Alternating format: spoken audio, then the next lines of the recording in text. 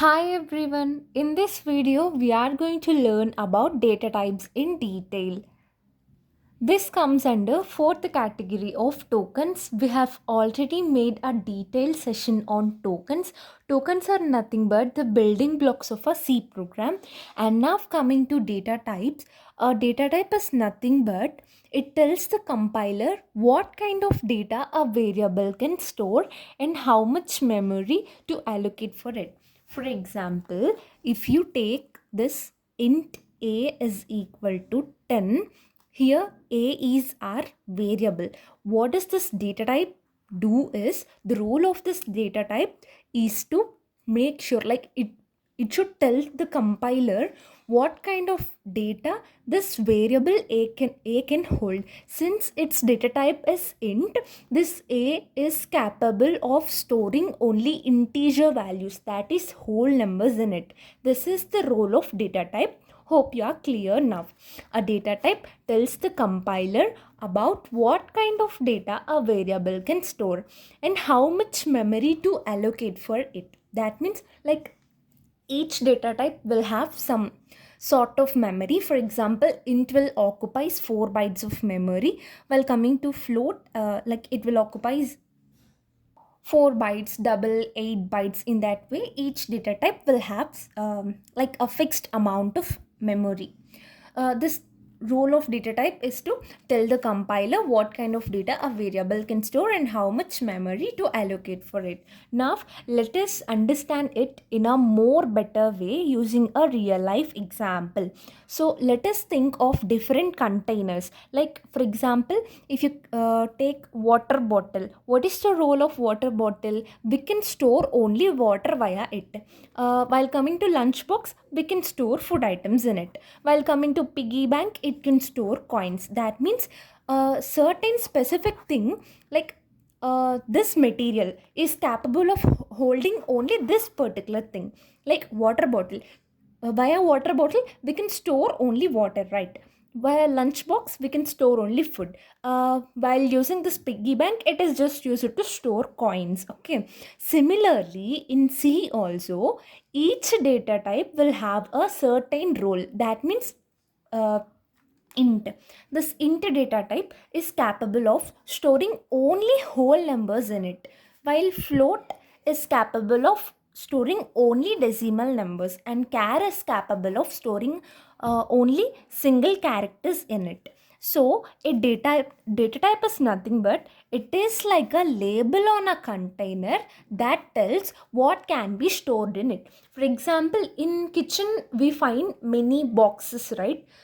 Some will have labels like sugar, salt. In those specific containers, in sugar we are gonna store that sugar only. In salt container we will store only salt. So in the similar way, this data type is also like a label on a container. This data type tells what sort of value can be stored inside that variable.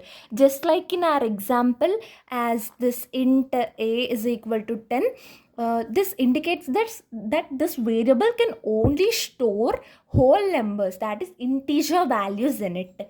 While coming to float, pi is equal to 3.14. If it is in this way, then this variable pi indicate this is your variable pi, right?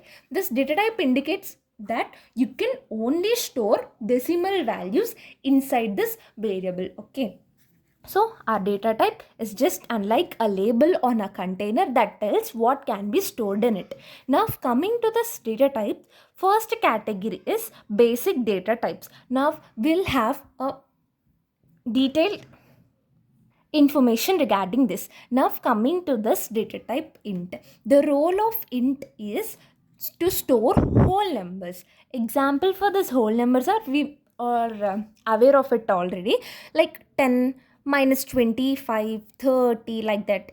You can store whole numbers in this integer data type. And float, via this float, we can store decimal numbers like 3.14, 5.5, 6.78, and so on as of your wish.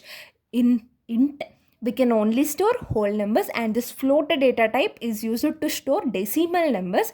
This double data type is also used to store decimal numbers, but it is used to store large decimal numbers like 3.145926 and so on. Like if you want to store a larger decimal numbers, then you will use double, or else you will use float.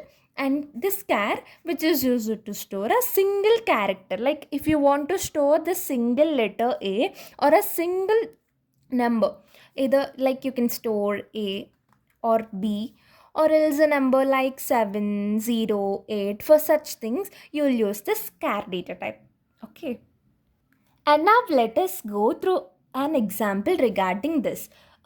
In our previous videos, we have already gone through the syntax of C language.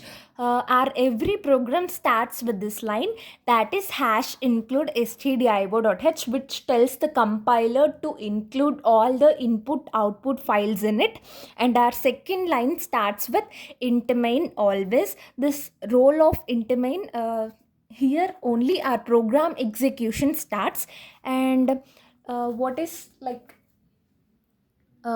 if you want to store your age is always like a whole number, right? So you wanted to store it using int data type, followed by your variable name, which is equal to like here you have to use your assignment operator followed by a value, and then you terminate it with a semicolon. This is how you declare, right? And then coming to, like if you want to store decimal values, then you will be using this float data type followed by a variable name and assignment operator and a value, and then you will terminate it again with a semicolon. And if you want to store larger decimal values, in that case you will be using double followed by a variable name and this number. And to store this characters like A or else any single letters or any single number, then this character data type is used and followed by your variable name, assignment operator. And for this character data type, we must use this single quote. This is necessary to use single quotes here. And after our completion of program, we'll write return 0, right, which indicates that our program was ended successfully, and the curly brace which we have started here will be ended here. And this is all about our first basic data types, that is integer, float, double, and then char. And now coming to the second category, that is integer data types. See, this integer, in integer only we are having four data types again. Like it is nothing but to modify the range or size, we'll use this. For example, if you want to store a small number, like int a is equal to, or else always I'm choosing a, right? Int answer, okay. Int answer is equal to 2. This is what you have to store. This integer will generally occupies 4 bytes of memory, but this is smaller number, right? The smaller number occupying 4 bytes of memory is like if you want to make your program in a limited memory, then it would be a loss for you, right?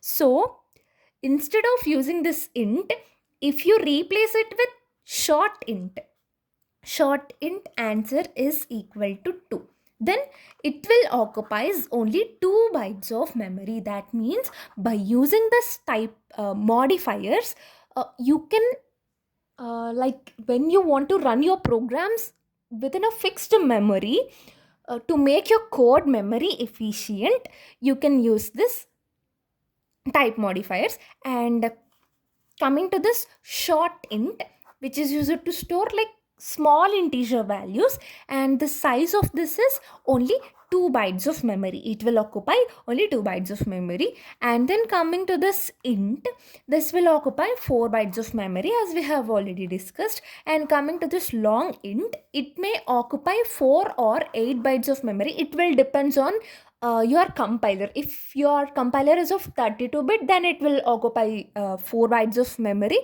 If it is a 64-bit compiler, then it will occupy 8 bytes of memory. And then coming to long int, which is used to store long integer values. So for such things, you will use this long int, okay, and it will occupy 8 bytes of memory. And example for this is like int max is equal to 95, to store larger number like population of 2 or 3 states, okay, in total. You, if you want to store it, then you will use this long keyword, long population, which is equal to this value.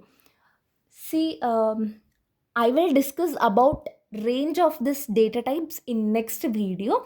For now, just focus on this content. Don't get worried about this size, because we are gonna have a detailed session on it, okay. Now coming to the third category of data types, that is nothing but floating point data types. So just like we have seen integer data types, which is used to like when you want to run your programs within a fixed memory. Here we have for this floating point data types another 3 types. Firstly, this float is used when you want to have only about 6 to 7 digits decimal numbers, okay. If you want to store a decimal number which is of 6 to 7 digits decimal precision, then you will use this float data type. But you want beyond that, like about it should be, if it should be capable of storing 15 to 16 digits, then you will be using this double. And if you want to store more than that means beyond that, then you will be using long double, okay. And like it is used to store about more than double, and this float is used to store, like double is used to store about 15 to 16 digits, and float is used to store about 6 to 7 digits. This is about your floating point data types. And coming to the example, float price is equal to 99.99, double distance. Like if you want to store such large numbers, then you will be using double data type, and beyond that we'll use long double. And then coming to the fourth category, that is character data type. What is the role of this character data type? It's just like it will store a single character enclosed in a single quote. This single quote is necessary thing. Like example, if you want to store your section, for suppose you belongs to A section, so char section equal to A. Here you use single quote, char symbol, which is equal to like dollar. Okay. For such things, you use this character data type. And then coming to void data type, it is like very important, and many people get confused in this. I'll make a detailed video why do we use this void data type and what actually no value or no data type means. I'll also give you real life examples. For now, just concentrate on this void data type. Here void means no value or no data type, okay.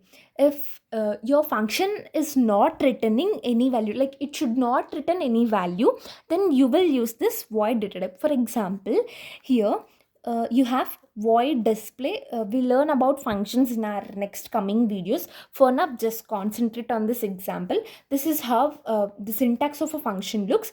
It should be like data type, followed by your variable name, followed by parenthesis and a curly brace, okay. Here you will write your statements. Here the role of this function, like void display, should print hello onto the output console, okay. So printf hello, and you're terminating this. Here this function is not returning any value, right? Like it is just printing this hello. So for such things we use this void. That means if it doesn't like void means no value, it will doesn't return anything for us. I'll explain it in more detail. For now, just note till here. And let us have a quick summary over our classification of data types. Firstly, coming to this basic data types, here we have gone through int, float, double, char. Hope you're clear with this. And then derived data types. Our derived data types are arrays, pointers, and functions. We will make a very detailed session on this in our next coming videos. Don't get worried about that. And then we'll have this user defined data types. In that we'll concentrate on struct, union, enum, and type def. And then coming to this void data type, which we have seen now, and our next video will be on this void data type. Okay, and now here is a question: why do we need data types? What is the role of this data types? This data types is nothing but it will tells the compiler what type of value can a variable hold, right? This is what we have already discussed. It will tell the compiler what kind of data is stored, and it will also tell allocate the correct amount of memory, as we have discussed for int answer is equal to 2. It is like small value, right?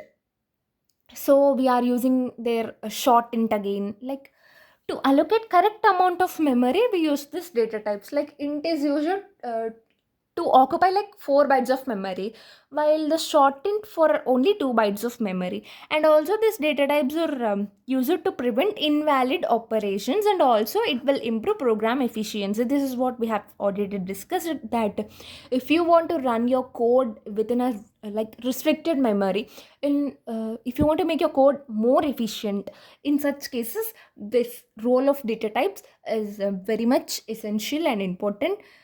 And this is all about this video. If you have any doubts regarding this topic, please feel free to ask me in comment section. Thank you for watching, and if you like this content, subscribe my channel for more videos and also share it with your friends. Thank you for watching.